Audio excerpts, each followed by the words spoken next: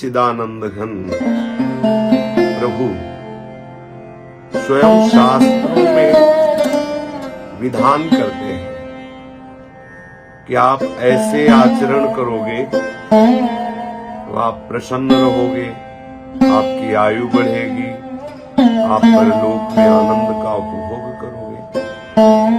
आप ऐसे आचरण निषेधात्मक करोगे तो आपकी आयु नष्ट होगी, आप परलोक में दंड के भागी बनेंगे, आप सदैव अशांत और क्लेशित रहेंगे। तो आज चर्चा इस बात की करते हैं कि किन आचरणों से आयु बढ़ती है, किन आचरणों से आयु का नाश होता है। ऐसे कौन से आचरण हैं जिनको हम करके अपनी आयु को नष्ट कर देते हैं, अकाल मृत्यु को प्राप्त हो जाते हैं, भयंकर अशांति दुख आदि प्राप्त होता है। कौन से ऐसे आचरण हैं जिनके करने से हमारी आयु बढ़ती है, हमें सुख शांति की प्राप्ति होती है।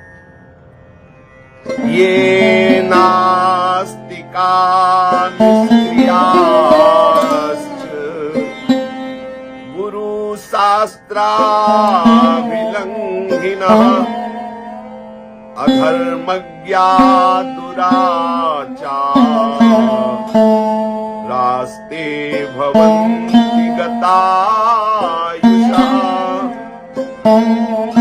ऐसे नास्तिकता के वचन बोलते हैं, नास्तिकता की भावना में रहते हैं, जो शास्त्र की आज्ञा के विरुद्ध क्रियाएं करते हैं, जो गुरुदेव की अवहेलना करते हैं, गुरुदेव की आज्ञा का उल्लंघन करते हैं, जो धर्म को नहीं मानते हैं, दुराचार परायण रहते हैं, उनकी आयु बहुत जल्दी नष्ट हो जाती है। बहुत ध्यान देने योग्य बात है। उनकी आयु नष्ट हो जाती है, उनको अकाल मृत्यु की प्राप्ति होती है। उपासक को जो निषेध किया जा रहा है उसे कभी जीवन में स्वीकार नहीं करना चाहिए।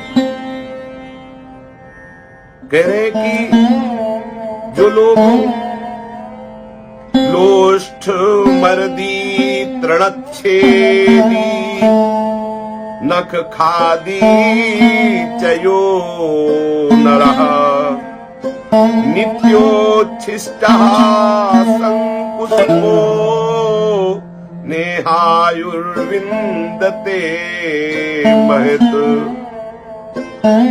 कुछ लोग ऐसे होते हैं जिनका स्वभाव होता है दांत से तिनका चबाना, कपड़ा चबाना, अपने नाखूनों को चबाना।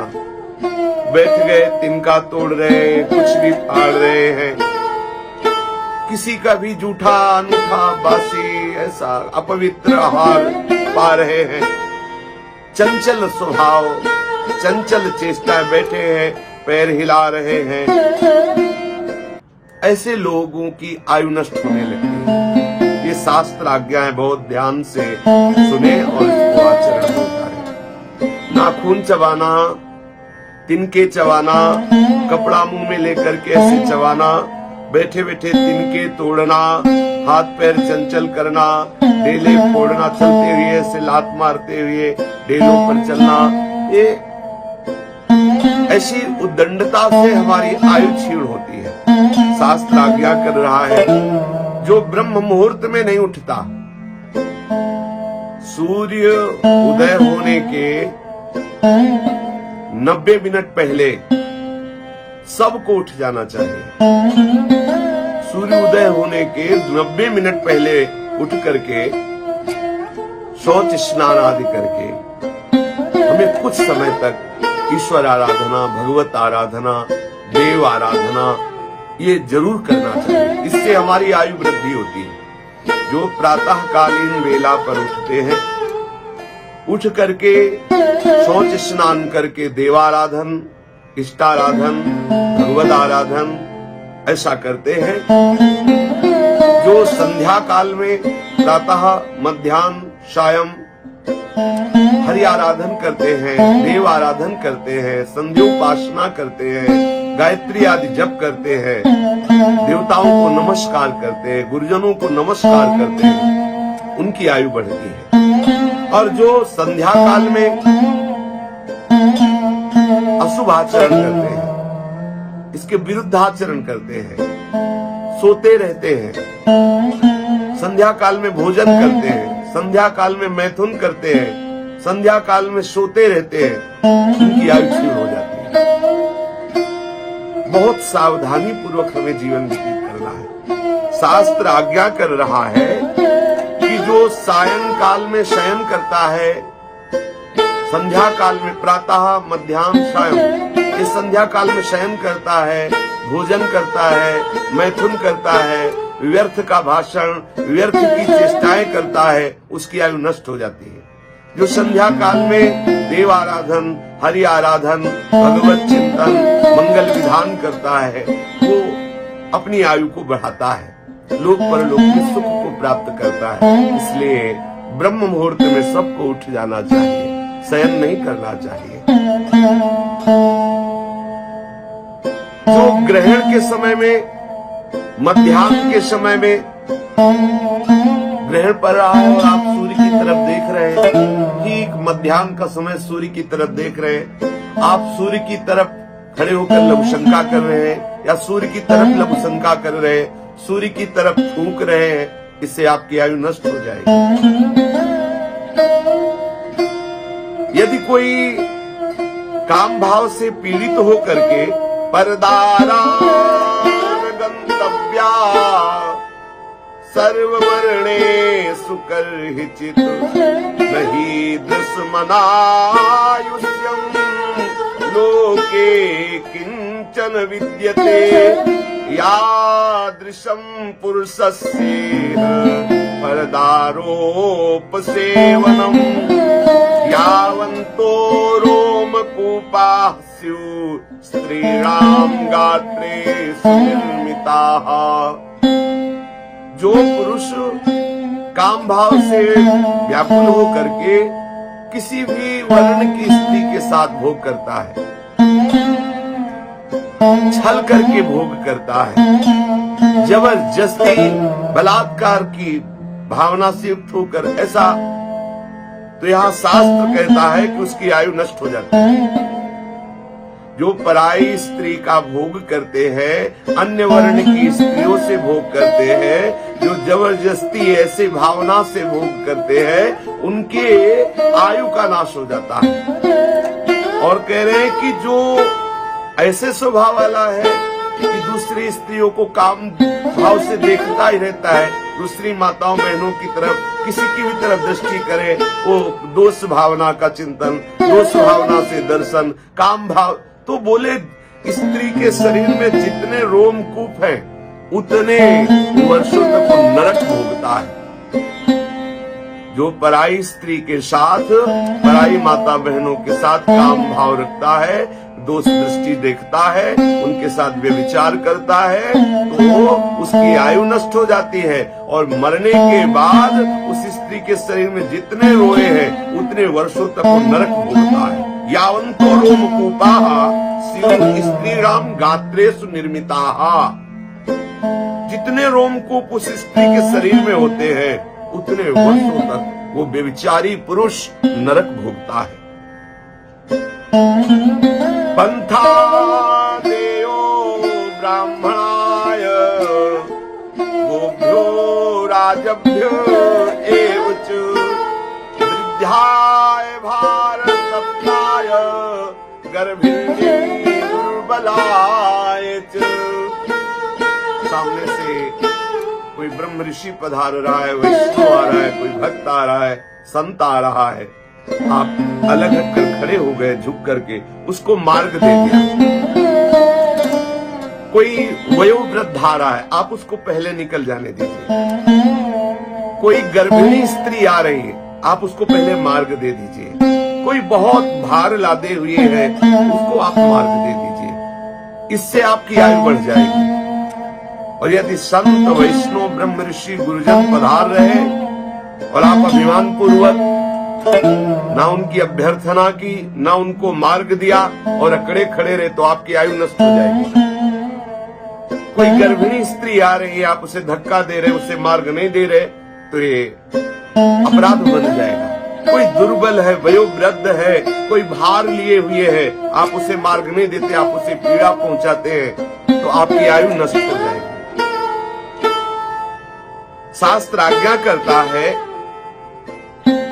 उपानहो च वस्त्रम च धृतमन्यैर्न धारयेत् ब्रह्मचारी च नित्यं स्यात् पादं पादेन नाक्रमेत् अमावास्यां पूर्णमास्यां चतुर्दश्यां च सर्वशः अष्टम्यां सर्वपक्षाणां ब्रह्मचारी सदा भवेत्। दूसरों के पहने हुए वस्त्र, दूसरों के पहने हुए पादुका जूते, ये केवल गुरुजनों की प्रसादी शिष्य या भगवत प्रसादी धारण कर सकता है भक्त। अन्य दूसरों के पहने हुए कपड़े नहीं पहनना चाहिए, अन्य दूसरों के पहने हुए पादुकाएं नहीं पहनना चाहिए। और अमावस्या, पूर्णिमा, चतुर्दशी, अष्टमी, एकादशी आदि तिथि को गृहस्थ को भी समागम नहीं करना, स्त्री समागम नहीं करना चाहिए, स्त्री सहवास नहीं करना चाहिए, ब्रह्मचर्य से रहना चाहिए।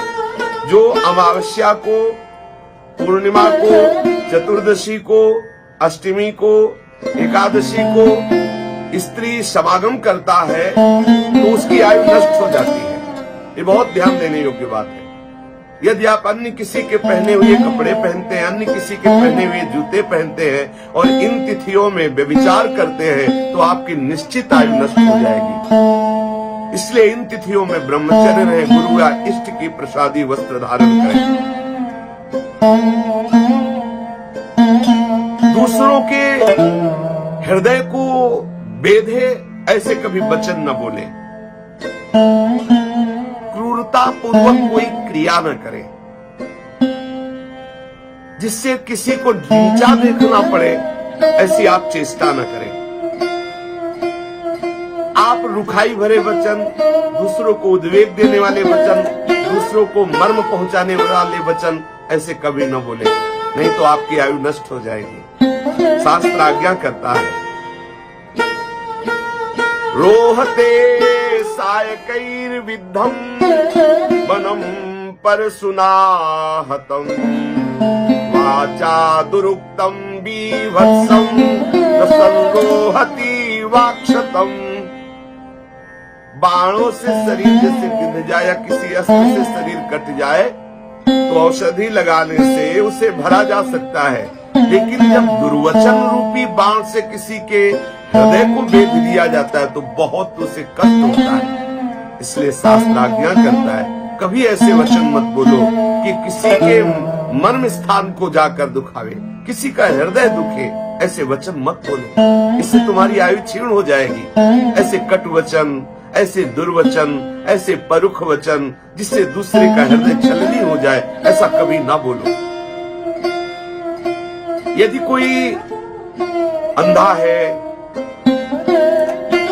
कोई लंगड़ा है, निंदित रूप वाला है, निर्बल है, अंग ऐसे उसके बिगड़े हुए हैं, कुरूप है, ऐसे लोगों से बहुत प्यार से बात करो, उनका उपहास मत करो।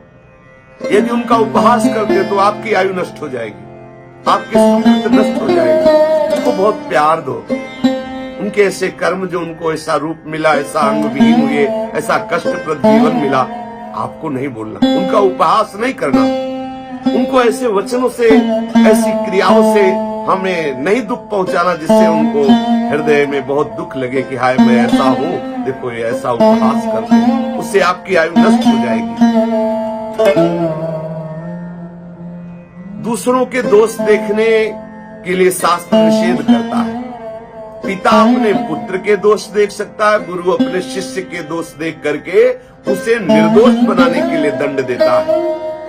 परस्य दंडम नोद्यच्छेत् क्रुद्धो नैनं निपातेत् अन्यत्र पुत्रा शिष्याश्च शिक्षार्थं ताडनं स्मृतम्। पिता अपने पुत्र के दोष देख करके उसे शासन में देता है और उसको पवित्र बनाता है। गुरु अपने शिष्य के दोष देख करके उसे शासन में लेता है, उसे पवित्र बनाता है। अन्य को शास्त्र आज्ञा करता है कि आप परदोष दर्शन न करें। परदोष दर्शन करेंगे, दूसरों की निंदा करेंगे, दूसरों की अवहेलना करेंगे तो आपके सुकृत नष्ट हो जाएंगे, आपकी आयु नष्ट हो जाएगी। शास्त्र आज्ञा करता है कृत्वा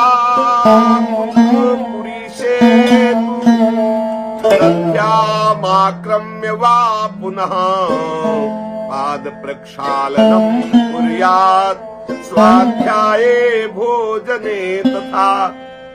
जब आप मल त्याग कर रहे हो सोच में, शौचालय में, जब आप मूत्र त्याग कर रहे हो तो मौन रहिए। अगर आप ऐसा नहीं करते तो आपकी आयु नष्ट हो जाएगी। मल मूत्र त्याग करते समय जो बात करते हैं, मल मूत्र त्याग के बाद जो पवित्र नहीं होते हैं, ऐसे ही अपवित्र बने रहते हैं, उनकी आयु नष्ट हो जाती है। शास्त्र आज्ञा करता है कि आप शौचालय में शौच होने के बाद पवित्र होइए, आचमन कीजिए, पवित्र होकर फिर वस्त्र धारण कीजिए। लघुशंका गए हैं तो आप पवित्र होइए, हाथ धोइए, आचमन कीजिए और शौच लघुशंका के समय मौन रहिए। जब आप भोजन पा रहे हो तो मौन भगवत स्मरण करते हुए भोजन पाइए। हाथ पैर धो करके, मुख धोकर, पवित्र होकर भोजन पाने के लिए बैठिए। भोजन को प्रभु को अर्पित करके, प्रभु का स्मरण करते हुए, एक एक कवल प्रभु का स्मरण करते हुए पाइए। यदि आप ऐसा नहीं करते, भोजन पाते समय गलत चिंतन करते हैं, गंदी बातें सोचते हैं, तो 24 घंटे के लिए आपकी मानसिकता बिगाड़ देगा वो भोजन। भोजन पाते समय बहुत सावधान रहना चाहिए। हाथ पैर ऐसा नहीं जूते पहने हुए आप अपवित्र ऐसे, तभी तो बुद्धि भ्रष्ट होती जा रही है, आयु क्षीण होती जा रही है, शरीर रोगों से ग्रसित होते जा रहे हैं। शास्त्र आज्ञा का पालन कीजिए। शौच लघुशंका अर्थात मलमूत्र त्याग के समय मौन रहिए। मलमूत्र त्याग के बाद पवित्र होइए, आचमन कीजिए। जब आप भोजन पाने जाए तो हाथ पैर मुख धो करके भगवत चिंतन करते हुए भोजन पाए, नहीं तो आपकी आयु क्षीण हो जाएगी। शास्त्र आज्ञा कर रहा है कि जो सूर्योदय होने के पहले तक सोते रहते हैं, वही सूर्योदय हुआ और उसके आप शयन कर रहे हैं पहले उठ करके आप स्नान शौच आदि नहीं कर रहे हैं, तो आपको इस बात का प्रायश्चित करना चाहिए। उपवास, आज हम भोजन नहीं पाएंगे, उपवास करेंगे क्योंकि आज ब्रह्म मुहूर्त में हम सोते रहे, हमारे द्वारा भगवत आराधना। सोचो इतना अपराध है। जो लोग 8 बजे तक 10 बजे तक सोते रहते हैं तो उनकी आयु क्षीण होती है, उनकी बुद्धि मलिन होती है, विषयाशक्ति बढ़ती, शरीर स्वस्थ हो जाएगा। आप निश्चित विश्वास मानिए, ये भगवान की वाणी शास्त्र आज्ञा है। शास्त्र आज्ञा करता है कि आप बिना स्नान किए देव मंदिर में जाना, बिना स्नान किए आप जो देव कार्य हैं उनको करना, ये सब सबसे पहले आप जब शौच करें तो स्नान जरूर करें, पवित्र जरूर हो। आप इसका रहस्य समझिए। जब आप ऐसे शौच किए हुए अपवित्र दशा में अपने घर में घूम रहे हैं तो आपकी जितनी वस्तुएं सब अपवित्र हो रहे, उनसे फिर जो व्यवहार होगा सब अपवित्र व्यवहार होगा। वो स्वास्थ्य, बुद्धि, आयु सबका हरण करने वाला होगा। जब कभी आपको ठाकुर जी की प्रसादी वस्त्रमाला आदि मिले, बड़े सम्मान से तत्काल प्रणाम करके गले पे धारण कीजिए, उसको स्वीकार की। प्रसाद मिले तत्काल उसको मुख, ऐसे नहीं लिया और ऐसे तो फिर उससे आपको अपराध लगता है। ठाकुर जी का प्रसाद मिलते ही पहले माला, पुष्प, जो भी प्रसाद, पहले प्रणाम करे, अहो भाग्य, और तत्काल उसे स्वीकार करे। शास्त्र आज्ञा कर रहा है, जैसे खेती है, बहुत सुंदर अन्न है, उसमें खड़े खड़े लघुशंका करना, शौच करना। जैसे पीपल का वृक्ष है, आप उसके नीचे थूकना, लघुशंका करना, मल त्याग करना। जैसे देवालय है, मंदिर है, उसके समीप शौच करना, लघु शंका करना, इन स्थानों में ऐसा करने से आपकी आयु नष्ट हो जाएगी, आपका मंगल हो जाएगा, इसलिए ऐसी जगह ना करें। शास्त्र आज्ञा करता है कि जब आप भोजन करने जाएं, जब आप भोजन के समय, तो सबसे पहले उस समय आप मन पर ध्यान दें, हमारी मना स्थिति कहाँ है। कोई चिंता न करें। अगर उस समय मन चिंतित हो रहा तो थोड़ा रुक जाइए, भोजन तब पाइए, थोड़ा मन को पहले निश्चिंत कीजिए। शास्त्र विचार के द्वारा, गुरुजनों के सत्संग के द्वारा पहले मन को शांत कीजिए, क्योंकि जब शांत चित्त से पवित्र होकर के, पैर धो करके भोजन पाएंगे तो आपके हृदय में बड़ी शीतलता, आपकी आयु बढ़ेगी और आपका मंगल होगा। शास्त्र आज्ञा करता है कि जैसे कोई वैष्णव पधार रहा है, कोई संत पधार रहा है, या आपके पूज्य जन पधार रहे हैं और आप खड़े नहीं हुए, तो ऊर्ध्वं प्राणाहुक्रामन्ति यूनः स्थविर आयति प्रत्युत्थानाभिवादाभ्यां पुनस्तान् प्रतिपद्यते। श्रेष्ठ पुरुष, गुरुजन पुरुष, वयोवृद्ध के आने पर यदि आप उठकर खड़े नहीं होते तो आपके प्राण ऊपर उठने लगते और आपकी आयु नष्ट होती है। ध्यान देने योग्य विषय। गुरुजन, महतजन, संत जन, वैष्णव जन, श्रेष्ठ पुरुष जब पधार रहे हैं आपके समीप, तो आपका कर्तव्य है आप उठ करके खड़े हो जाइए। अपनी रक्षा के लिए खड़े हो जाइए, उनके सम्मान की बात नहीं, अपनी रक्षा के लिए। यदि संत, वैष्णव, गुरुजन, श्रेष्ठ जनों के आने पर आप उठकर खड़े नहीं हो जाते तो आपके प्राण ऊर्ध्वं प्राणा उत्क्रामन्ति यूनः स्थविर आयात, प्राणों का उत्क्रमण होने लगता है, आपकी आयु नष्ट हो जाएगी। खड़ा होकर के उनका स्वागत, सम्मान, प्रणाम, नमस्कार, ये और अच्छा करो। नहीं करते तो केवल खड़े हो जाइए, जिससे आपकी आयु बच जाएगी। जब कोई वृद्ध पुरुष, श्रेष्ठ पुरुष, गुरुजन पास आता है और उसे प्रणाम नहीं किया जाता, उसको आसन नहीं प्रदान किया जाता, हाथ जोड़कर उसके मृदु बातें नहीं की जाती, और वो जब जा रहा होता है तो उसके पीछे पीछे हाथ जोड़कर के उछल चलना है। गुरु, संत, वैष्णव जब अपने पास से जा रहे हो तो पीछे पीछे कुछ कदम नम्रता पूर्वक चले। तो अगर हम ऐसा नहीं करते तो आयु नष्ट हो जाती है। और यदि कोई संत गुरुजन पधारे, हम हाथ जोड़कर खड़े हो गए, आसन देकर मधुर वाणी से उनको बैठाला, जब वो जाने लगे तब प्रणाम करके उनके पीछे पीछे कुछ कदम चले, उससे हमारे सुकृत बढ़ते हैं, हमारी बुद्धि शुद्ध होती है, हमारी आयु की वृद्धि होती है।